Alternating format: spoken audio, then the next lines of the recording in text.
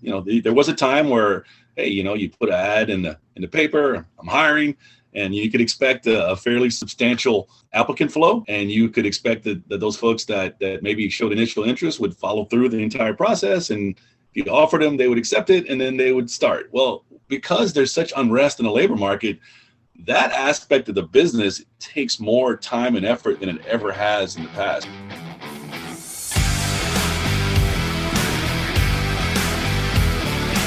Welcome to the Circuit Magazine, the #1 source of information on protection matters, the industry-leading magazine for all security professionals who want to stay ahead of the game.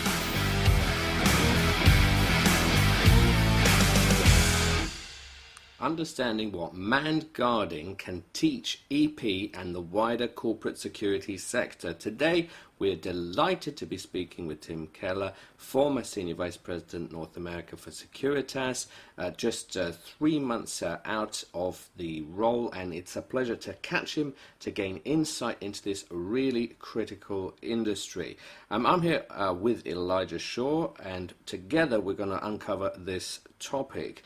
So, Elijah, I'm interested in this because we often have colleagues from quote-unquote manned guarding or just guarding in general enter EP, and some from EP that enter manned guarding, which is absolutely fine. But could we say that there is a revolving door between EP and the larger manned guarding companies? As far as a revolving door, I think someone would be disingenuous to say that isn't true. But it's also not a bad thing. So if you think about the number of talented individuals who, worked for larger guard companies and then went on to have successful careers in close protection, they're numerous. Then the flip side of that is there are, just off the top of my head, I can think of several individuals who, were doing close protection, executive protection, and they went on to sign up with larger guard companies in management roles and kind of leading the direction and steering the ship, in those agencies. So, I think, again, the revolving door might have like a negative connotation, but I definitely think it's a symbiotic relationship, and one can use the other at different stages in our paths throughout this industry. But are there any actual hireable skills from manned guarding that can be applied to EP? Or is this just something that happens with and without demand? We as executive protection providers, we're looking at candidates who, can follow clear, concise directions, who have their own set of internal motivations. So you don't necessarily require someone looking over your shoulders. You have independent thought, and then also that you can understand the big picture. Now, again, there are stereotypes, and some of them are true, that when you deal with guard services, your quality level might be low. But, that's taking out or blowing up just a portion of a multi-billion-dollar industry that's staffed with hundreds of thousands of people. So in that, you've got the lowest common denominator and you've got the cream of the crop. And I think that executive protection agency owners and decision makers and hiring managers are looking for the cream of the crop. And so if you find yourself working for a guard company, you just want to be the best at that company, not only to move up within those ranks, but also to make yourself very viable, if you decide to go into different areas of the industry. No, that's a good point. And we often talk about a diverse team, diversity of thought. So absolutely important to have experience, including that man guarding context. But overall, what are you looking forward to, with Tim Keller's interview today? The thing that I'm most interested in hearing about with Tim is just, again, his perspective on that guard services industry. And, it might get a bad rap, but it's so necessary.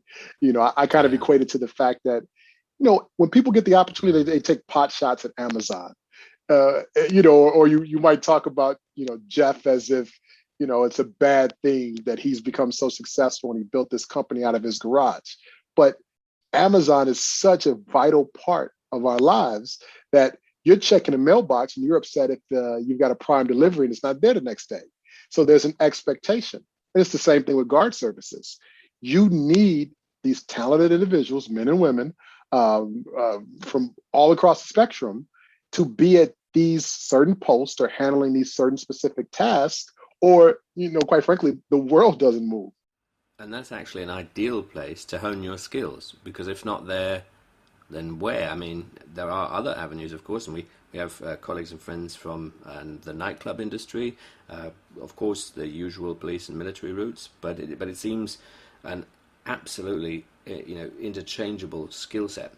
So let's get into it. Let's learn from Tim Keller, a very big amount of experience, just left a long-standing position with Securitas, and let's explore the manned guarding industry.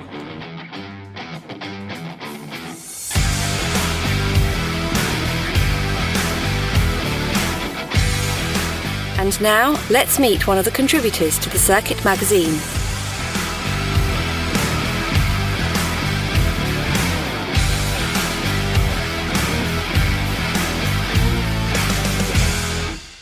We're understanding the evolution of manned guarding with Tim Keller, former President Northeast Region at Securitas Security Services USA. It's a great pleasure to have you on. How are you doing? Doing well. Pleasure to be here. Thanks for having me. Well, it's great to have you on, and I know we have several mutual friends, but let's get into it. We're talking manned guarding, or guarding in its purest form. What do you think the biggest challenge is with the sector at the moment, and that we could possibly hope to solve? Sure. I think what's going on specifically in the contract manned guarding aspect of security is there's been a huge shift in the dynamic on the labor portion over the last 2 or 3 years, first driven by the pandemic, and then just this general labor inflation, wage inflation over the, in the aftermath. So what you're finding is it's not as easy to recruit and retain and onboard security officers as it used to be. Costs more money, more time, and there's less efficiency throughout the process because, frankly, individuals that are interested in that career path have many opportunities now in different industries at similar pay rates. No, absolutely. And those dynamics are very much at play across the corporate security world.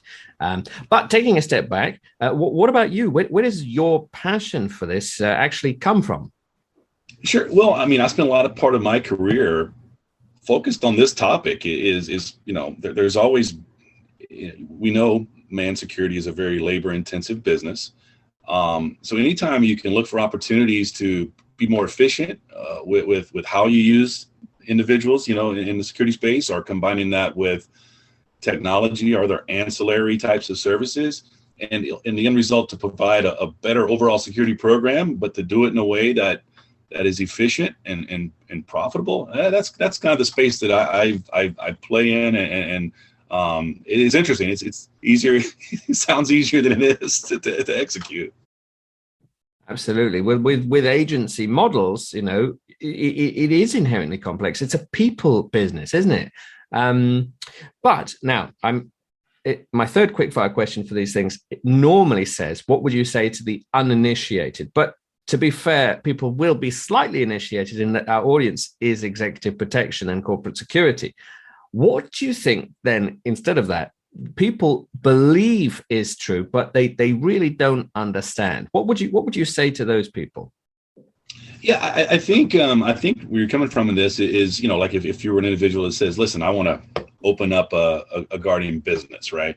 So I think what's maybe used to be true, but not quite anymore, is it's not, there was a time where, hey, you put an ad in the paper, I'm hiring, and you could expect a fairly substantial applicant flow, and you could expect that those folks that maybe showed initial interest would follow through the entire process, and if you offered them, they would accept it, and then they would start. Well, because there's such unrest in the labor market, that aspect of the business takes more time and effort than it ever has in the past. More professionalism, more money, maybe using third-party services to help bolster the applicant flow.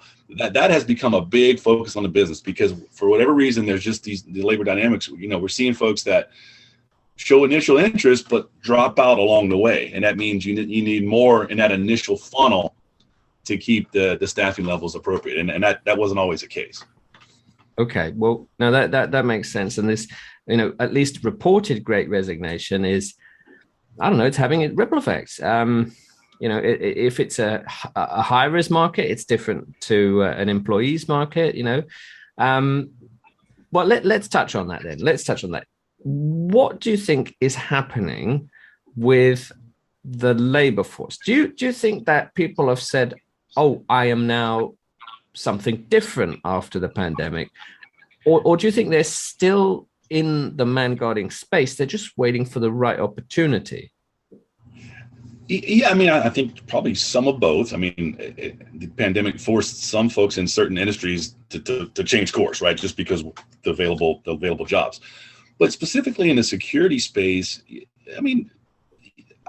I do think there's still a segment of folks out there that say, "Hey, listen, I'm a security professional, and that's the space I want to work in." But they're being faced with other opportunities and the same pay rates.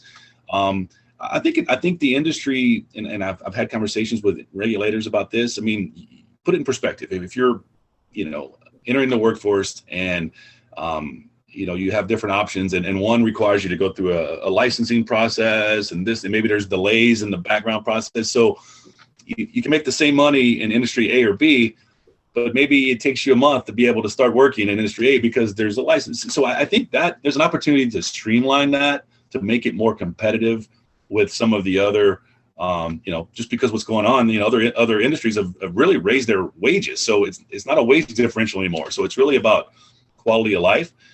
I think the security space has a lot of inherent strengths that they can leverage better to because a lot of folks are motivated by, yes, money and working conditions, but being a part of something bigger, right? And you mentioned, as we were talking earlier, watching the news these days, there's no shortage of a need for security. And I think the industry can do a better job by really educating folks that, hey, you join the security industry, you can be part of something bigger and help make your community safer. And a lot of folks respond to that.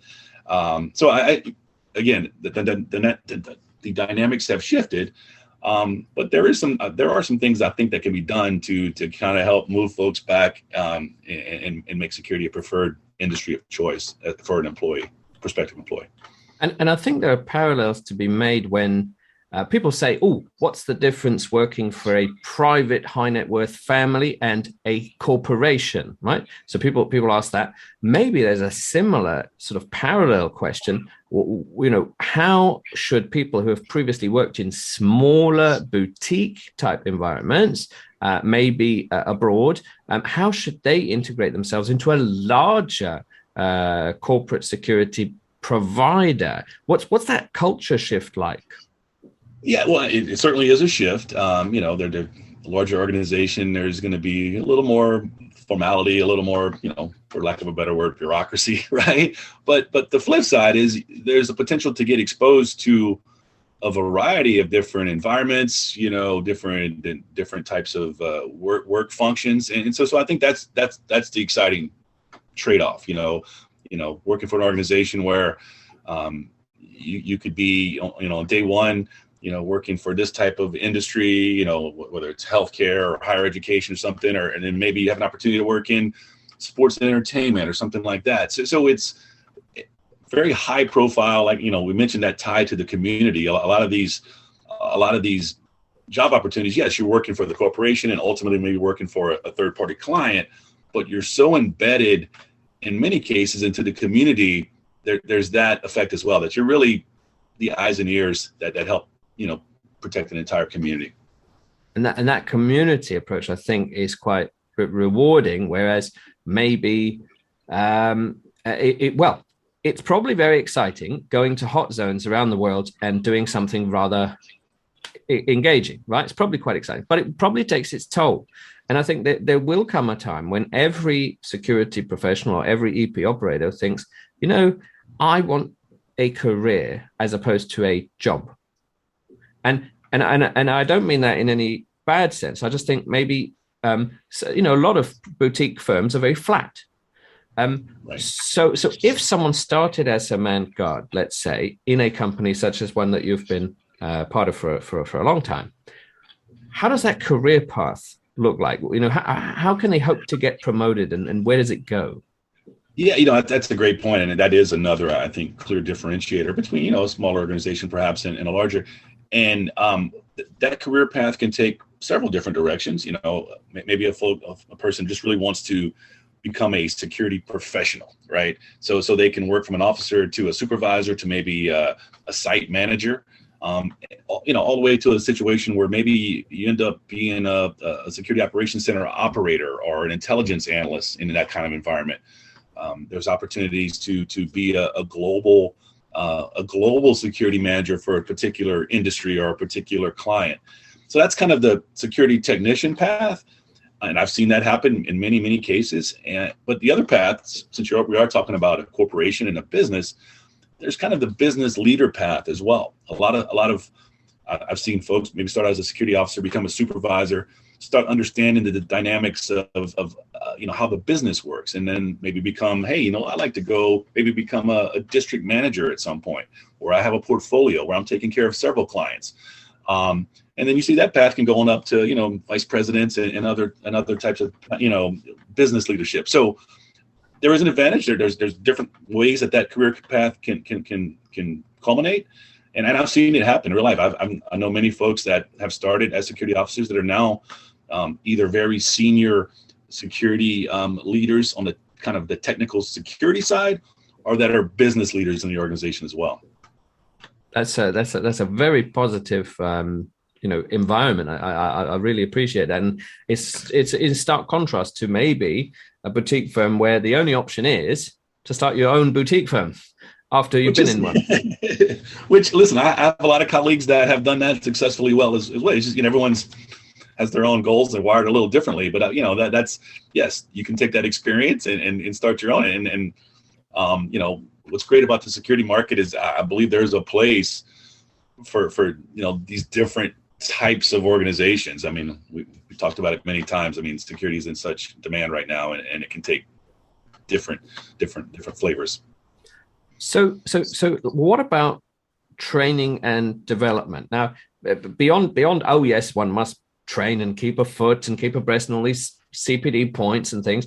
I wonder if we could hone into specific types of training and skill sets that help, mainly because in the EP world, there's people have downtime, people have working time, and in their downtime they get lots of qualifications like medical skills and yes, sometimes people are just gobbling up certificates because but in the man guarding sector, what type of training could actually make you advance?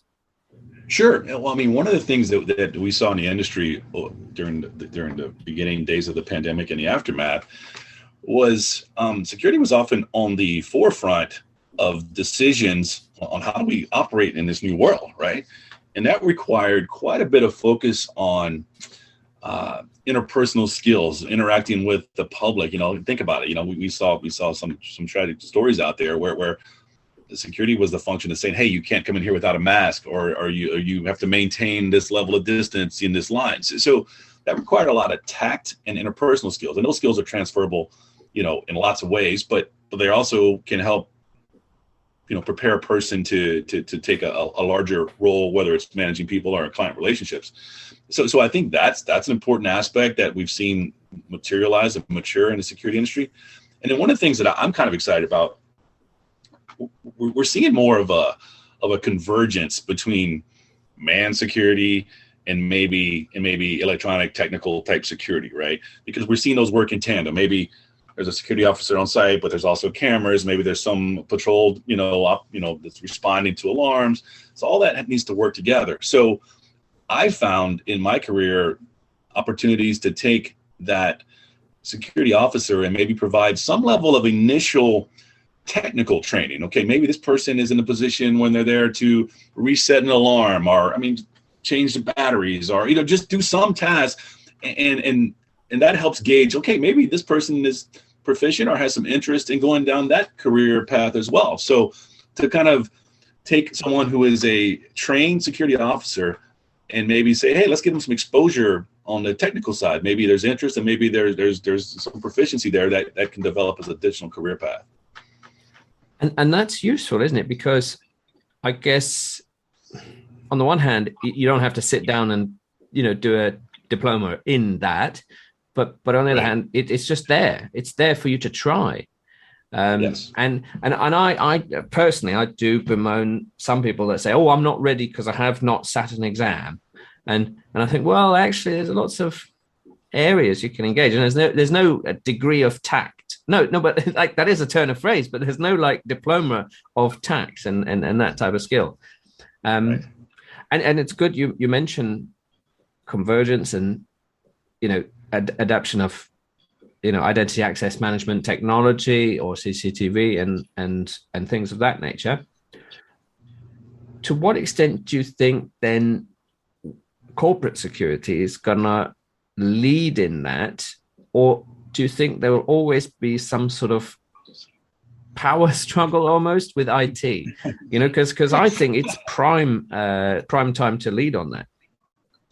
Yes, that's an interesting dynamic, and it plays out a little differently depending on the organization. But yeah, we're seeing those. There was a time, at least from my perspective, in the companies that I've worked with, those were just very separate, siloed organizations. You had this physical corporate security world, and then you had this IT, CISO type, person there. So again, I think we're seeing convergence there because there's always a human element of cybersecurity. There's still a weakness when it comes to the human element, right? So that needs to be addressed. So we're starting to. I'm not sure I characterize it as a power struggle, but I think figuring out how to work together. But I think successful organizations have recognized that there needs to be more cohesion between those functions because they need each other. They need it. If you truly want to keep your organization safe at all level, they need to work together.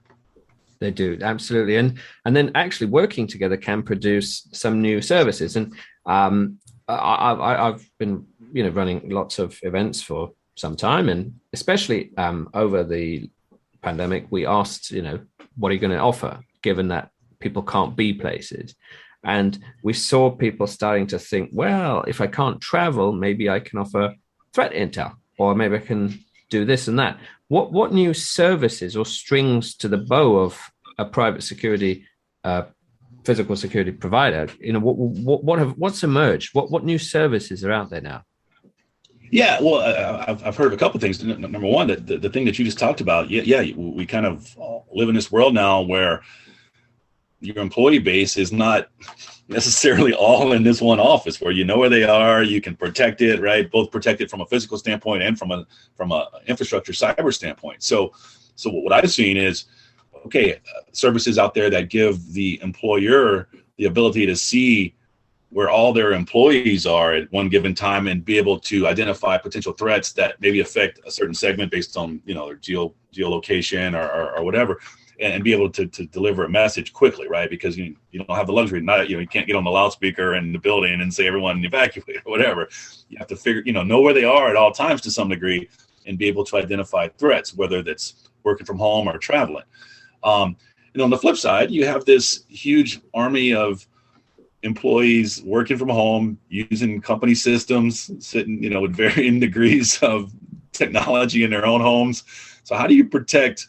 How do you protect that from an infrastructure standpoint? So I've seen some services emerge that specialize in that space. Is like, hey, how do we have an easy to use platform that allows folks to be productive at home, but still protect the infrastructure? So I think those are a couple of examples. And as the workforce continues to evolve how they work, I think you'll see the security solutions evolve with them. I like that because that links to, working from home security as a service, or, CCTV as a service. I don't know, like all of this, it makes it possible. And perhaps the last 2 years just opened corporate security, physical security practitioner's eyes to, oh, yes, I can. I don't have to be a camera expert, but I can bundle it. Yep. Yeah, that's a great point.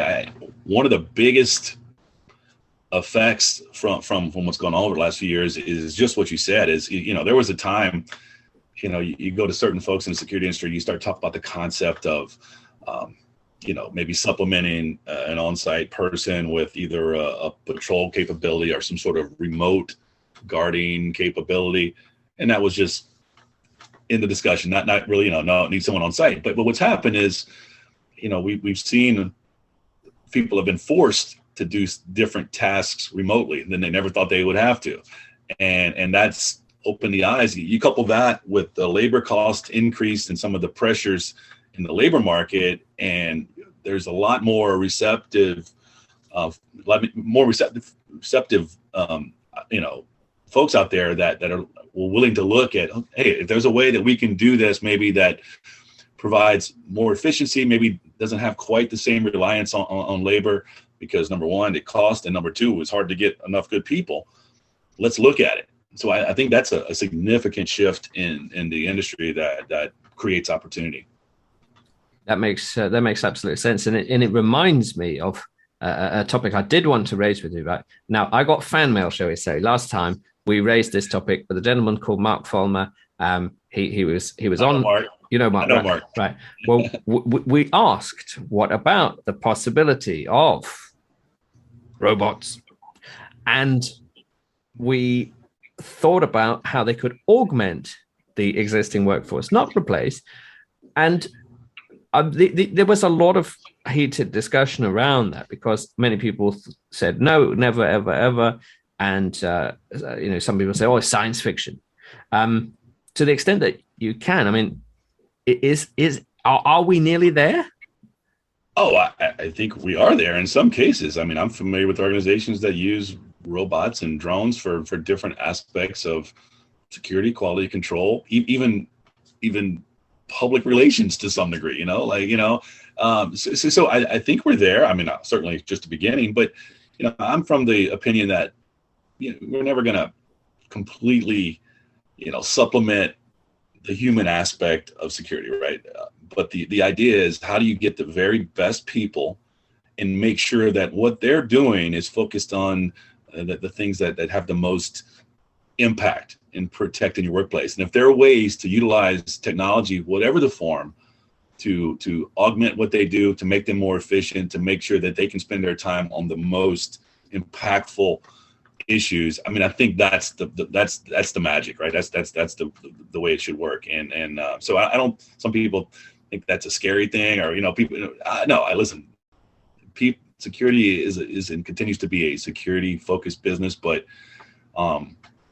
the key should be getting the very best individuals you can, trained, ready, and make sure that they have the bandwidth to do what's the most important aspects of the job. That makes sense, and that sort of resonates with some of the EP discussions we've had.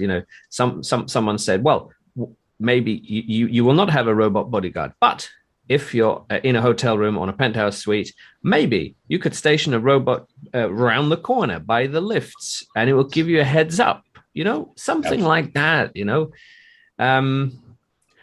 Are we going to be seeing more of them as a service? Is that going to be a thing? Or do you think it's going to be very much as part of an already integrated team?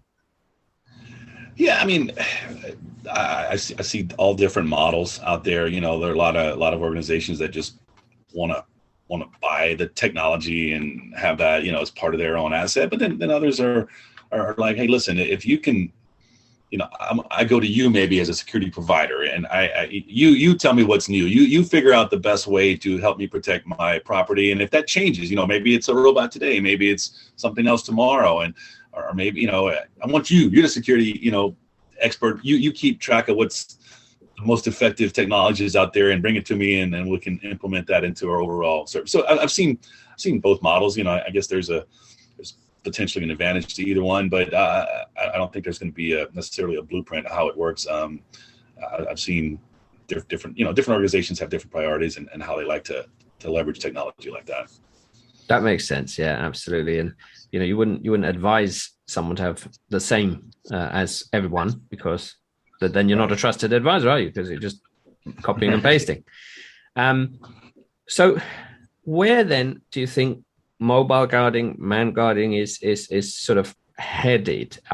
What new frontiers and I guess opportunities, if we were to help our sort of predominantly EP community focus on this? We do this on occasion, right? We don't just have EP episodes, so to speak. We have introduction to retail security, introduction to we did one on cameras, right?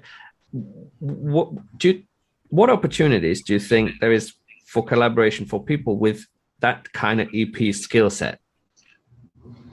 Yeah, well, I mean, my background, a big part of helping with Securitas with their mobile guarding division, and I saw that capability evolve over my time there, and then even when I moved on to a different role.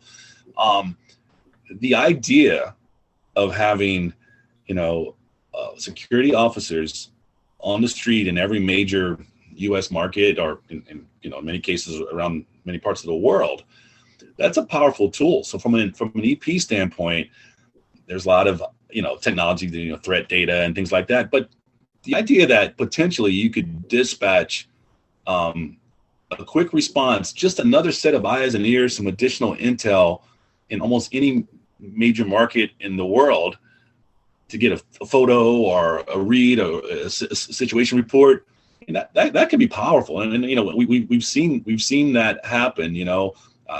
I've been able to leverage that capability, to help clients that just may have had a very simple, immediate need, but it required someone to be on site just for a few minutes for a particular task, whether it's take a picture, pick something up, whatever the case may be. I mean, that's powerful. You don't have to send someone in, and you don't have to, if you go to more traditional approach, you might have to get someone out of bed and pay a minimum of like 4 hours or, an 8-hour shift, so I think there are ways for these existing capabilities to work and to help augment and supplement, EP intelligence capabilities for sure. Yeah, because you could very easily envisage some, man guarding personnel just. No, I'm not doing a full advance work, but going somewhere, taking some pictures, or we're hearing that there's a massive protest. Right. What does that really look like? Yeah. It's 3 people with a placard. All right, bit different. I mean, and it's so easy today. It's easy to. It's easy to have either, take a photo, video, stream it live, and just to get a sense, just to get an eyes and ears on it. What does it look like right now? And that's powerful. Yeah, and there's a lot of technology that people are trying to sell to man guarding companies. They're trying to sell it to EP firms, and they say, forget the glow stick, not the glow stick, but the stick that the man guard touches a magnetic point. They say, oh, forget that. This is geo fencing, geolocation, and it's going to take all the paperwork out of the hair of the operator. Is that type of tech really taking the paperwork out of their hair? Well, I mean, there's a lot of different solutions out there, and I'm certainly not an expert in all. But I mean, I think if done right, it can create some efficiency. But that's the key. It's to be implemented and executed the right way. But yeah, I mean, theoretically, I'm not speaking to any particular solution here, but yeah, theoretically, if you had the ability to automate some of the scheduling, some of the reporting, identifying who's available and who's, all that type of thing will definitely create some efficiency. It's so different than the way the industry has historically operated. There's a learning curve, and there's it's a big effort to kind of change some of the older habits. But I think it's an exciting concept for sure. And I appreciate you addressing it, because it's sort of just something that popped into my head, and I thought these companies, they're out there trying to get in front of man guarding companies, and I was like, well, but why? Is it a problem in search of a solution in search of a problem? So I thought I'd throw that out there, because there is synergy. Because EP, no matter how bespoke and how small, they are still being enticed to use new tech in that way. Sure. Yeah, no, I think there's a problem. There's a problem. I mean, or an opportunity, I should say. There's an opportunity. There's segments of the industry that's still very manually, very manual, and takes manpower and takes time away from security tasks. So I think if you can ever figure that out, right, to automate some of these manual things, it will create some more efficiency. And then I guess this brings us around to the professional of the future, who may or may not harness such efficiencies. Does manned guarding present a useful career path for someone with no police and no military background? Because imagine I want someone to be an EP professional. I'm not saying they can't, but it's a bigger jump maybe than starting off as a manned guard. Am I being prejudiced? What am I? What is that like? No. Listen, I've seen every dynamic there. That I have there's successful people in the industry that have started out in the police or military, and then maybe even retired from that, and then gone into manned guarding and has had success there. Seen the opposite. I've seen folks come join the security company and work there. Maybe they're on the wait list to join a police academy, and then they work for 2 or 3 years and get some great experience, and then they get hired and go on to work in law enforcement. Military, again, maybe not even retired. Maybe they're just one enlistment period in the military, and then it's a nice opportunity to come right into security. I've seen that, and then I've seen folks that have zero experience in military or law enforcement, have wanted to be a security professional, and have gone down that career path and have stuck with it and successful there. So I think there's a lot of correlations between those communities, and there's lots of different ways that they could support each other. I mean, a lot of companies make a concerted effort to try to recruit military folks coming out of the military, and I think that's always they bring a certain dynamic. I'm a former Navy intelligence officer myself, so I recognize some of the things that the military brings to the table, and I think those organizations work together in a very positive way, no matter which direction the career path takes you. Now that makes sense. That's good. And yeah, we've previously had Carlos Francisco, the corporate security translator, on. He preaches about the transition. And I name drop these people in the hope that they're also listening, and then they my name, I've said it good. But it is a fun community, and I do enjoy working in it. So I do enjoy engaging with the manned guarding community as well. And then just quickly, and if this is too much, please do let me know. What should we refer to it as? Should we refer to it as mobile guarding, manned guarding? Is there a modern term that we should be using?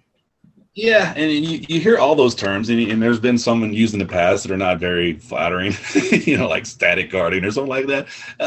I think the best way to look at it is just an overall umbrella of protective services, right? And you can have different flavors. You can have guarding that's on site. You can have guarding that's more dynamic and mobile. You can have guarding that's completely remote, just like we see in workplaces. You see all these jobs. You got on site, hybrid, remote, right? It's kind of a similar solution. It's kind of a similar concept. Just the idea that there's different ways that you can protect an environment, and people are always going to be central to that, but you can utilize those people in different ways. Okay, very good. Well, I had to ask because it is quite topical at the moment. But I like it. Well, what's next for you? What are you embarking on? Yeah, well, I'm doing a little consulting in the security space. I'm enjoying that. Really, I'm figuring out what I want to do next is my next kind of career move. But really enjoyed just taking a step back and seeing what's going on in the market. It's quite a lot of change. Like I said, you really see this convergence between cybersecurity and some of the more traditional, corporate security type functions, and that's interesting.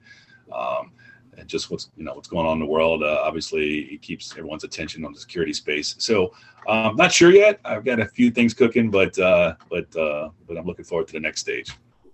Watch this space. I like it. Thanks very much for your time. It's great to have caught you with this unique perspective, following a great career in mobile and manned guarding. So it's been a pleasure having you on. And yes, this has been another fantastic edition of the Circuit Magazine podcast.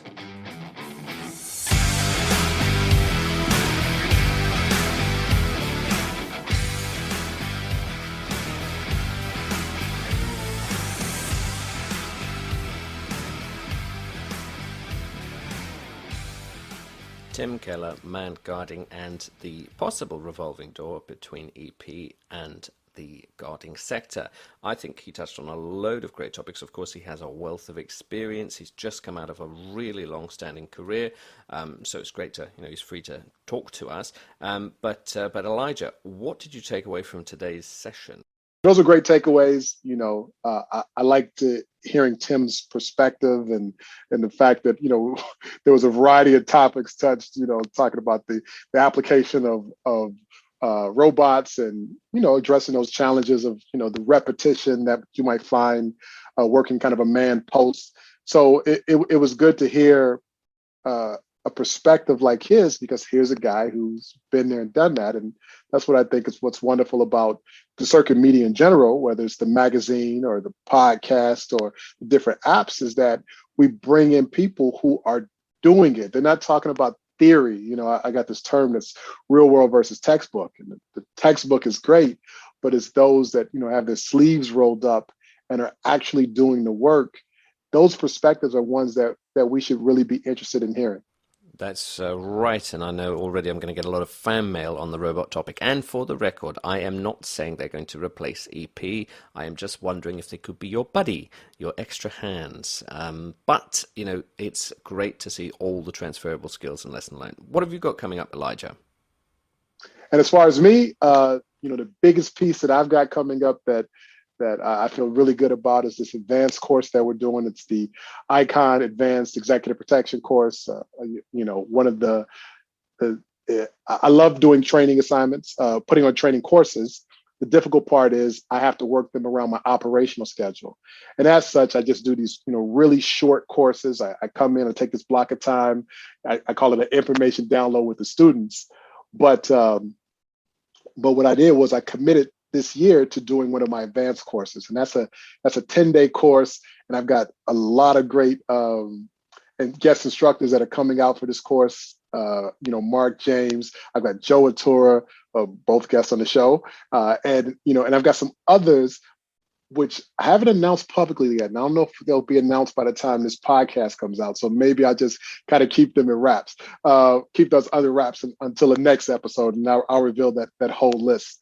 But, I kind of make a joke. I think this next course is going to be like Avengers Endgame. You're going to have all these heavy hitters in one place. So if anyone's interested in learning more about the course, you can feel free to shoot me an email or direct message. I'm accessible on all of the socials, including on the Circuits Magazine's website or Instagram page. So reach out to me and learn more about the course. And I look forward to catching up with you guys and telling you on the other end of the course. Oh, I should mention the date though.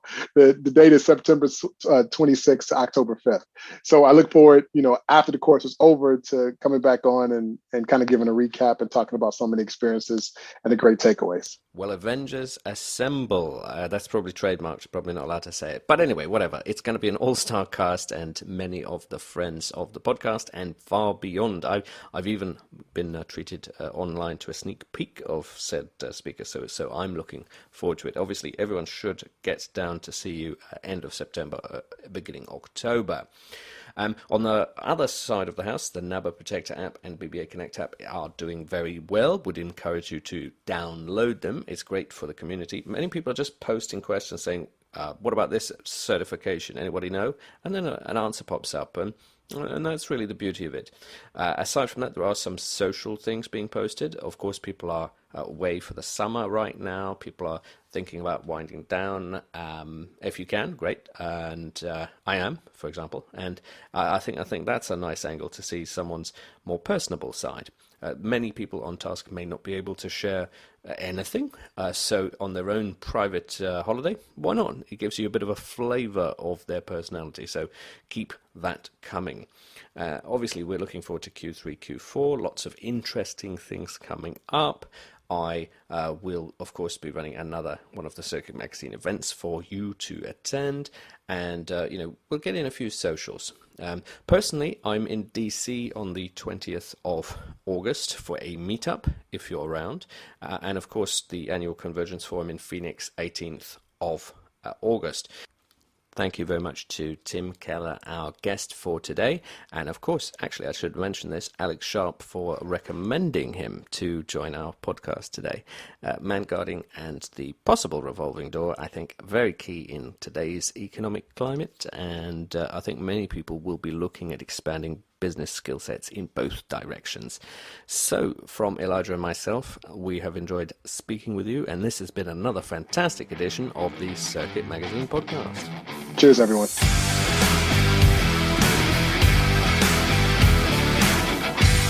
You have been listening to the Circuit Magazine podcast. Be sure to subscribe and be sure to not miss an episode.